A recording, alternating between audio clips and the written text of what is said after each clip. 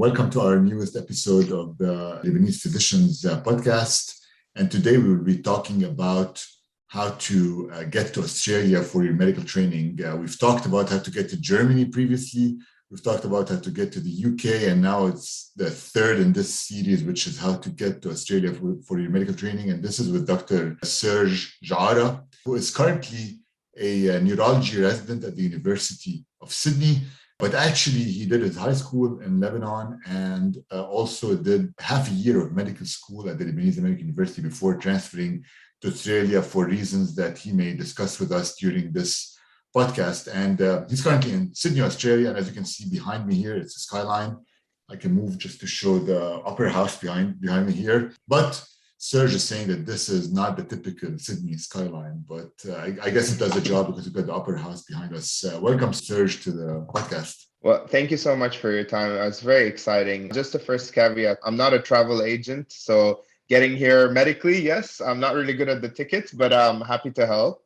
And second caveat is that's the angle. It's just the angle of the skyline is a bit different. So, but this is sounds like the real upper house. But either way, beautiful city. You want to be here, and we'll talk a bit about getting here and training and all of that stuff. Yeah, because a lot of people, I think, go to the US, to the UK, to Germany, to France, but not a lot of people from Lebanon, I think, end up going to Australia. So how did you end up deciding to leave LAU Medical School and transfer over to University of Sydney? I mean, for me, it was a bit of a personal choice. There was a family situation here in which some of my family members had moved here, and I felt like I needed to come here. And initially, what started as a quote-unquote altruistic choice actually became a very good choice, I think. I think training in Australia as a doctor is one of the best training places in the world. Don't quote me exactly, but I think the healthcare system of the Australian healthcare system is one of the top 10 consistently in the world. And, you know, there's a lot of research that is there. There's a lot of good work-life balance. And it's one of those places where the weather is nice. Obviously, people don't think about it as first choice, given its distance from Lebanon. And it's not a lot of, people leave Lebanon for Australia or leave Lebanon anywhere to Australia to think about specifically of training, but there's a lot of nice things that we can talk about coming here. So I came in just to finish my studies at the University of Sydney, and I was still actually thinking about the United States. But as things started to form themselves, I found myself kind of conveniently falling here into Sydney. After finishing university here, med school, I applied to the hospital system here, and I studied as a junior doctor, which is general hospital doctoring for the first 2 years. And since then, I've done internal medicine training since. And so basically, you did your medical school over there. And is it similar to the US and to certain places in Lebanon where you do your first several years as a Bachelor of Science or Bachelor of Engineering or Arts and then go into medical school afterwards, or in Australia, you directly go into medical school? So it's a bit of both, really. Australian medical schools come in graduate and undergraduate pictures, and it depends on the university itself. I had already done psychology as an undergraduate level in American University of Beirut in Lebanon. And I was thinking about becoming a psychiatrist initially. That was my plan. But things kind of changed as my interests developed. So I went to a graduate level, and which is University of Sydney. I was also accepted to an undergraduate level. The only, I guess, big thing is relating to tuition. So as an Australian permanent resident or citizen, you don't pay a big amount of tuition, or your tuition gets added to your tax later. But as an international student myself, we are usually the people who subsidize the other students. So it's a significant amount of money, but I would say that it's probably the best balance of having fun, if there's such a thing in medical school, in terms of whether access to other activities, but at the same time, being able to learn a lot. And I think there's a lot that I've learned from, evidence-based medicine, clinical hands-on medicine that I don't think I would have been able to be exposed to in other medical schools. And how many years is medical school in Australia? 4 years in the University of Sydney. Usually undergraduate medical schools are 5 or 6 years, but mine was 4 years, of which 2 years were mostly written component, although there's once a week where you went to hospitals, you're assigned to a hospital. And then there's 2 years of mostly clinical with obviously some exams associated. There's one thing that I think I had the the benefit of is actually comparing med school hand to hand. So initially, when I started in LAU med school, we did kind of the same basics as we did with the University of Sydney. And I think the idea is that there's probably more concentrated, heavy knowledge in the first 6 months in LAU, and then that knowledge was kind of spread apart. So eventually, we got to get almost the same knowledge, but it took a couple of years, 6 months of training happened. And furthermore, there was less simulation, more hands-on because the hospitals were already kind of set up for training as well. And that helped give different opportunities than, it would have been being in Lebanon. And so basically what you're saying is you've got two choices for medical school. Either you do some undergrad years and then go into 4 years of medical school, or you can directly go into medical school, which will be probably a 6-year program in that case. Yes, yeah. And if you can tell me, if I'm asking, like, I want to compare to the US, so how much is the yearly tuition for medical school for international students in Australia? Yeah, so again, another caveat to start with, Australia is both very well paying, but also one of the most expensive, but also one of the most rewarding places in terms of money later on. So med school on my university on that time was around 60,000 Australian dollars, which at the time was worth more American dollars, but I think it's flipped since then. And I think despite the increase in tuition, the exchange rate has gone down. So it actually partially depends on the exchange rate, American dollars or Canadian dollars, because there's a lot of Canadian international students as well as 60 to 70. Again, Sydney is an expensive city, but I think in the long run, it is rewarding. So 60 times 4, 240,000 Australian dollars, which is a lot, but it's worth the education level, I think. Yeah, not much different than medical school in the United States, I think, for the most part. So after medical school, you apply to training. Is there a difference in applying to training in Australia if you are a graduate of an Australian medical school versus if you're a graduate of an international medical school?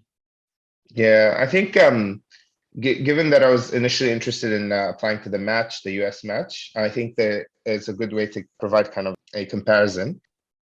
It's very interesting because the system is made in such a way. If there's a graph looking at amount of effort and exams that you do in the US match versus the amount of effort and exams that you do in the Australian system, you do some of the exams in medical school, but you don't do the very high level difficult examinations until you graduate.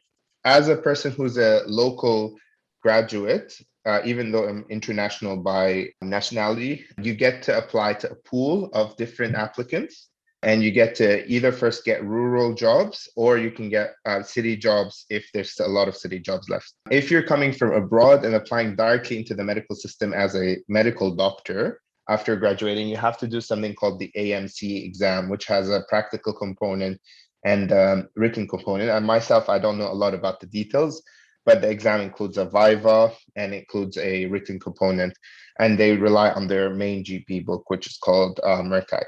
Now, from my point of view, you put your own preferences once you graduate, and it's actually a lottery system based on which hospital you end up in. And then after that, the first 2 years, you do a certain level of, as a doctor, equivalent level of at least a bit of emergency, a bit of internal medicine, a bit of surgery, and free kind of 2 terms of around 4 to 5 months of free terms. And then as a resident, it's called intern the first year. And then as a resident, you get another 5 terms, which are mixed, but mostly tailored to your specialty. And then either you apply then into your college. So a college is a set of specialties which are related to each other. So physicians is the equivalent to internal medicine. There's obstetrics and gynecology. There's a pediatrics college. There's a psychiatry. There's a surgery college. Critical care includes ICU, anesthetics, and emergency. And then there are others that I can't recall now. And then in these colleges, there are a set of exams that you need to do. So instead of having to do the USMLE as a medical student, you just pass your medical student exams. And then once you start specializing the specialty that you want, this is when you do the exams that are specific for each and every of these colleges, which makes it more difficult. And I think it's a good exercise to balance your work and your exam life. But at the same time, it's a bit specialized towards what you need to do. And I think there's a big push in the Australian system, and that's an opinion people might not share with me, towards having very high clinical and practical skills. It's a public health system. There's a lot of clinical exams considered one of the most difficult in the world. There's something called a long case in the physician's exam, which is an hour conversation with a patient about all their medical and social problems. And it's a system that values health equity and equality, and it's shown in the way that training happens. So that's why it's always very rewarding to work in this system, especially if you believe that everybody deserves the care that everybody else does. And now, once you finish internal medicine, which I finished the exams for, you can apply to the subspecialty, and it's called advanced training or fellowship sometimes in other places, applying to advanced training in neurology next year. But all the terms of neurology that I've done count towards some time as well. So just to summarize for people, so there's two ways, I guess, to get into medical training in Australia. If you're a Australian medical student, there's no specific exams initially that you need to do other than you get into a lottery system, and then basically you're doing more like sort of a general medicine year, right? 1 year of internship. And then, That's right. Then you do exams specific to the specialty that you're applying to, and then go into the subspecialty afterwards. If you're applying internationally, you have to sit for exams up front, get into an internship via a lottery again, and then still have to do the exam for the specialties that you're applying for a year into it. So am I correct with that? Yeah, so the system for the international students I don't think is a lottery, but I'm not sure 100%, but I can ask some of my colleagues about that as well. And is it harder for international students to get into the system than if you're a graduate of an Australian medical school? Yes, so it's a bit of a lower priority, but Australia is a country with a lot of gaps of need in rural areas, and it's a good entry point to be able to enter through rural hospitals. And there's a lot of rural general practice and rural hospital doctors, especially emergency and internal medicine, that enter through the gate of either regional or rural hospitals. Okay. And that is usually one of the ways to get through. And through that, rural hospitals always have an affiliation with city hospitals, in which you can usually get some sort of chance to, be able to get your contacts in terms of being able to apply to the jobs in the city if you want to. And there's a lot of people who really enjoy the rural life because, less pollution, still very nice communities. There's amazing nature there. I worked at Orange as part of my training. Every training program has usually a secondment to rural Australia because it's an area of need that's always there. And Orange was a great city. It's a great, snow in the winter, lots of fruits in the summer city. It's a great wine country. It's a very nice skiing area sometimes. So it has a lot to it. And in the hospital there was, I know that's very Australian. There was kangaroos on the grounds, and you could just hang out with them sometimes. When you're on your lunch break, you just go out and they're there. They're not as violent as the YouTube videos make them to be. So don't be shocked by that. But yeah, so that's usually one of the opportunities. The other one is through knowing some of the hospitalists, and some people do some research work in urban areas. And certainly if I can help within my contacts within internal medicine, anybody can contact me. I'm happy to be contacted. So basically to get into your first year of internship, possibly a rural hospital, and then you can make some contacts after you get in there and try to see if you can move to a urban hospital, because most of the specialties, I guess, are based in urban hospitals. If you're in a rural hospital, it's mostly going to be more of a general specialty like just internal medicine or EM, but you cannot subspecialize in these specialties afterwards in a rural hospital. Yeah, sometimes. I mean, there's a lot of specialties that are even required in the rural areas. So orthopedics, for people who are interested in orthopedics, there's a lot of good rural jobs. And I'm talking about New South Wales, which is the city which Sydney is under. There's a lot of city generalist internal medicine or surgery jobs that are open. And there's a lot of push towards generalist medicine as being a certain percentage of taking care of patients, depending on which state or which city you end up in. So that's another thing to also consider. If you really don't know what kind of specialty you want, you can actually just do a little bit of everything. And being a general medicine consultant, which is a boss, like an attending equivalent, or emergency attending, or just a general surgery attending, etc. And when you say jobs, it seems to me like you call a training position a job, right? Yeah, there's a bit of corporate lingo in it all. They call the consultant or the attending, sometimes it's called the boss. And then kind of semi-formal manner. The juniors are called initially intern, then JMO, junior medical officer, which is equivalent to, your resident 1, resident 2 years in America. And then the registrar is when you're specialized in one kind of general specialty. And then you're called either senior registrar, advanced trainee once you're a senior resident equivalent, or kind of a fellow in those areas. So a bit of different lingo, but you kind of get there. I think it takes maybe 2 or 3 years extra to get through your exams and stuff, but you're usually well remunerated during that time. Obviously, there's the emotional stigma of not passing from the first time and things like that, because these exams tend to run once or twice a year, but you're still employed during all that time. It's all about, balancing your time with work. And we can talk about that a bit So later. basically, if you do your first year and you do the exams and you don't pass them, you can just keep repeating that year until you pass the exams. Is that what you're telling me? Yeah, the exams are not necessarily after first year. After you enter a college, it depends on the college you're in. So for example, in internal medicine, you have to have done at least 2 or 3 years before you can do first a written exam, and then the clinical exam once you pass the written exam. My experience, for example, I passed the written exam first up in 2019, and then I failed my clinical exam in 2019 July. And then 2020 had COVID situation, so the clinical exam, which requires interaction with patients, was postponed to 2021, and I just passed again in 2021. So that means 2 years where you're working without kind of feeling like your career progressing, but at the same time, you are, still within the system. You are making your contacts. You are getting clinical exposure. You're trying to make yourself better. And I think to the better or to the worse, the Australian system really values having good contacts. I mean, obviously, it matters how good of a doctor you are, but having good contacts, good references is very highly regarded.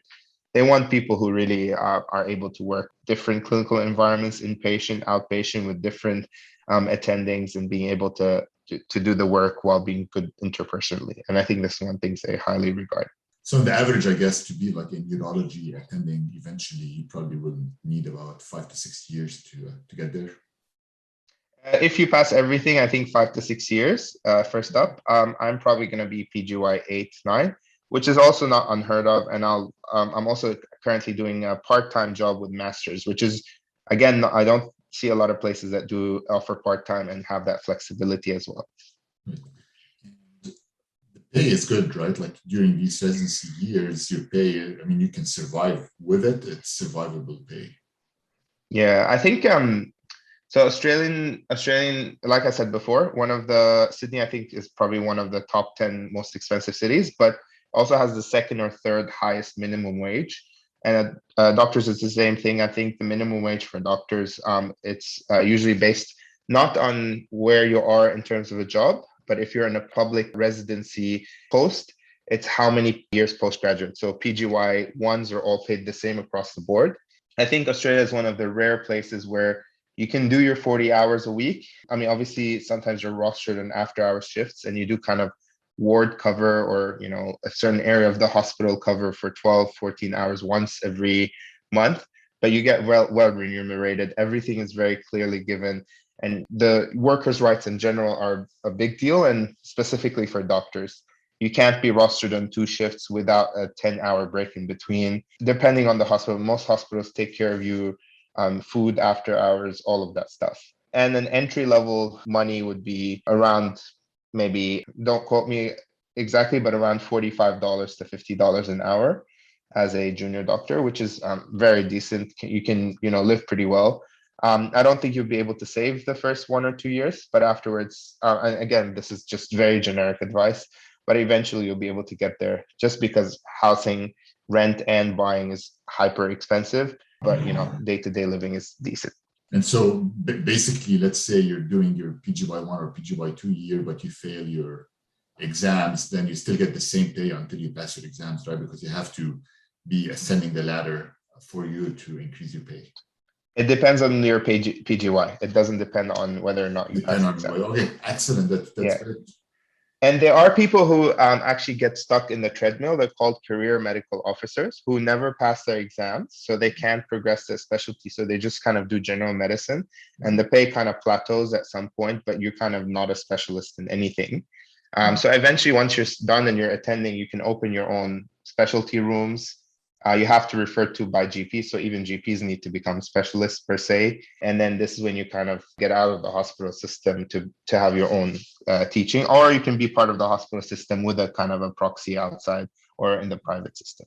And finally, so just to summarize actually what you just said, the pay increases over time. It seems to be pretty good pay. And if you are working more than 40 hours a week, actually get extra pay because you're taking extra shifts over the recommended 40 hours that you need to take.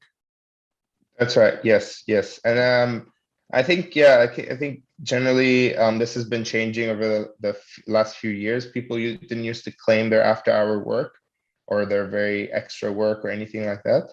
But recently, this culture has been changing towards that. And I think that will reflect to anybody. I would say make as many connections as you can, work hard. Some things are approached a bit differently in Australia. So I've by virtue of being on the internet studying for my USMLEs, I've learned that there's different approaches to things like, antibiotic resistance or treatment of certain diseases or things like that. That is a bit different in Australia, but always try to keep an open mind. And I think that has been very helpful.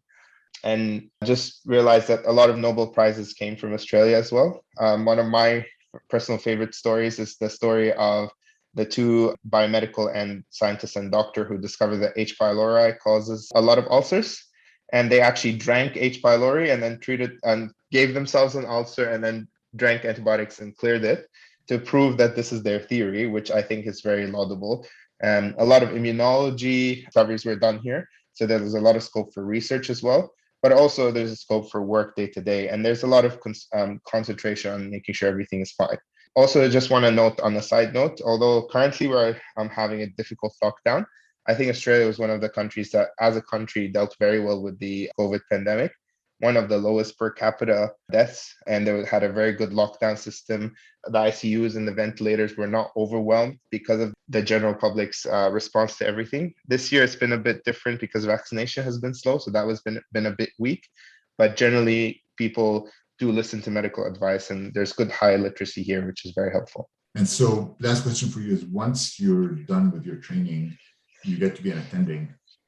Do you apply for jobs, or is it just through connections that you stay where you are, or how does it work? Is it jobs are listed on some websites, you apply to them and you get a job? It depends. It depends what you're looking for. So if you're looking for a low risk, medium reward sort of job, you can do a hospital job, which doesn't pay a lot comparatively to your colleagues. But you have more access to academics in terms of research and things like that. And you have to do your on-call week, depending on what their on-call schedule is. On top of that, you can open what they call your own rooms. So I don't know how it is in other countries, but you can't be seen as a neurologist. I need to be referred to by a general practitioner just to decrease unnecessary follow-ups, or through the hospital system. So somebody gets a stroke, needs a follow-up, can come and follow up with me. And finally, you can work through the private, which is kind of a parallel system where things happen a bit faster. If you need to get your lipomas removed and you don't want to wait a year under the public system, you do it through the private. So if you're a general surgeon, you can do your private style. So you have to have a bit of, business savvy from that point of view. But generally, I don't think there's any doctor that's not doing well financially after that. And you can kind of get yourself in the niche that you want to. I would argue Australia is the land of opportunity in a way. Everybody talks about America just because by virtue of having 25 million people instead of 350 million people, there's less ideas. There's less ideas for competition. So one of my colleagues is currently now doing his final year of training before becoming a consultant, and he wants to do respiratory neurology Parkinson's research. So research into movement disorders, but their association with earlier sleep disorders. And I'm pretty sure there's probably 100 doctors in the States who have done that, but he's probably the first or the second who's studying that specifically. So there's scope to kind of be your own pioneer in a lot of places. And there's a lot of resources if you want to indulge in it. And that's very helpful.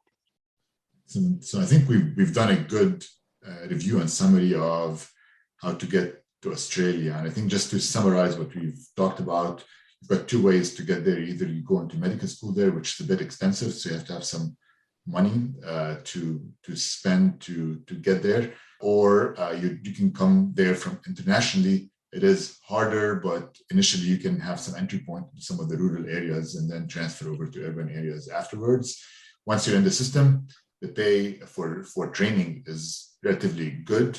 You're protected with 40-hour shifts. You still have to do some difficult exams, but eventually you pass them for the most part. And afterwards, once you get to be an attending, you've got a good life. Yes. And I just want to talk 30 seconds to a minute. Sorry if I took too long. No. Lifestyle here, the Australian way, quote unquote, is a way of making sure that you take care of yourself while you do everything. I think this has actually negatively impacted the vaccination, in which, everything was spread apart. There wasn't that sense of urgency, but at the same time, it helps during normal days for on the individual level to make sure people are, well taken care of, that you have enough time off to enjoy the sun. You have enough time off to enjoy the skyline that's behind you, whether it's real or not, and the opera house and all these nice places. So there is time to enjoy all of these things, I think that's to be said about, having a good lifestyle, good place to live in. It's not, it's not like, I'm sorry to be bad mouthing, maybe being a New York doctor where you have to work very long hours. There's always stress. There's always stress of being sued. There's always stress of working 100 hours. I know it's officially it might not be the case, but there's a lot of people who are overworked.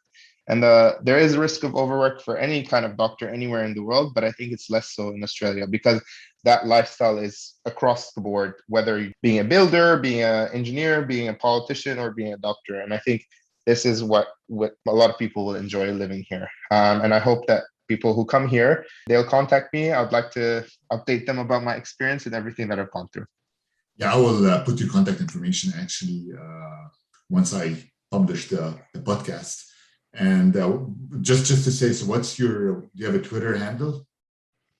I don't go with Twitter. I do What? go with Instagram and Facebook. So my Instagram is a bit of a teenage nickname. So it is Damayn, DAMAYN44. Happy to be contacted through that platform. Happy to be contacted through Serge, Geara, Facebook. And if you guys want to ask any specific questions, I'm happy to help. And I would love to, have a lot of my colleagues here. It would be really good. One of the jokes I've had with my colleagues back in LAU when I left is I wish I can just take the med school and take it here so I can have all the, good social interactions that I've had in Lebanon. But if I can have some of it, I'll definitely not say no, and I'll be very excited and happy. Yeah, I think it's and I think there's a lot of Lebanese in Australia historically. Like I have 7 cousins in Melbourne actually. That's right. Yes. I don't think a lot of their attraction is towards being a doctor or anything like that. However, there are a lot of doctors. It's just because of the way wages are done. They'd rather do a physical job. But there is a lot of Lebanese people here, very active community. They help out with a lot of things. If you're spiritual, there's a lot of good, mosques and churches that you can be active in if you want to help your community.